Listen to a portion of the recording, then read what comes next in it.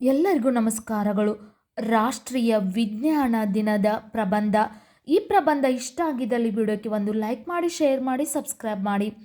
ಪೀಠಿಕೆ: ಭಾರತದ ಹೆಮ್ಮೆಯ ವಿಜ್ಞಾನಿ ಸರ್ ಸಿ.ವಿ.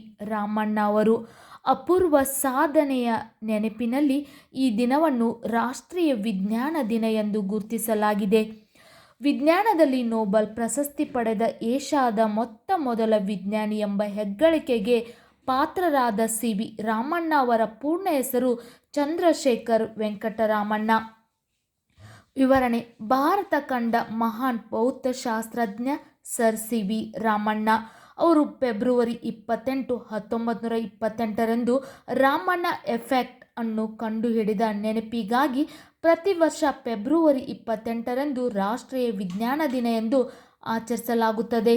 1930ರಲ್ಲಿ ರಾಮಣ್ಣ ಅವರಿಗೆ ಭೌತಶಾಸ್ತ್ರದ ನೊಬೆಲ್ ಪ್ರಶಸ್ತಿ ಲಭಿಸಿದೆ.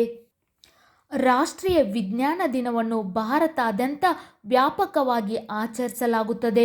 ಶಾಲೆಗಳು ಮತ್ತು ಕಾಲೇಜುಗಳು ಅತ್ಯಂತ ಉಲ್ಲಾಸ ಮತ್ತು ಉತ್ಸಾಹದಿಂದ ಭಾಗವಹಿಸುತ್ತವೆ. ಮುಖ್ಯವಾಗಿ ಇಂಜಿನಿಯರಿಂಗ್ ಮತ್ತು ವಿಜ್ಞಾನ ಕಾಲೇಜುಗಳಲ್ಲಿ ಪ್ರದರ್ಶನಗಳು ನಡೆಯುತ್ತವೆ.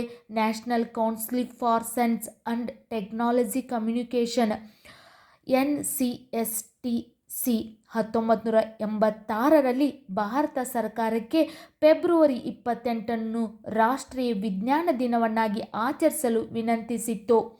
ಉಪಸಂಹಾರ: ರಾಷ್ಟ್ರೀಯ ವಿಜ್ಞಾನ ದಿನವು ನಮ್ಮ ದೈನಂದಿನ ಜೀವನದಲ್ಲಿ ವಿಜ್ಞಾನ ಮತ್ತು ತಂತ್ರಜ್ಞಾನ ಮತ್ತು ಅದರ ಕಾರ್ಯಸಾಧ್ಯತೆಯನ್ನು ಉತ್ತೇಜಿಸುತ್ತದೆ. ಇದು ಒಂದು ಮಹತ್ವದ ದಿನವಾಗಿದೆ. ನಿಮಗೂ ಕೂಡ ರಾಷ್ಟ್ರೀಯ ವಿಜ್ಞಾನ ದಿನದ ಚಿಕ್ಕ ಪ್ರಬಂಧ ಇಷ್ಟ ಆಗಿದ್ದಲ್ಲಿ ವಿಡಿಯೋಕ್ಕೆ ಒಂದು ಲೈಕ್ ಮಾಡಿ, ಶೇರ್ ಮಾಡಿ, ಸಬ್ಸ್ಕ್ರೈಬ್ ಮಾಡಿ. Thank you.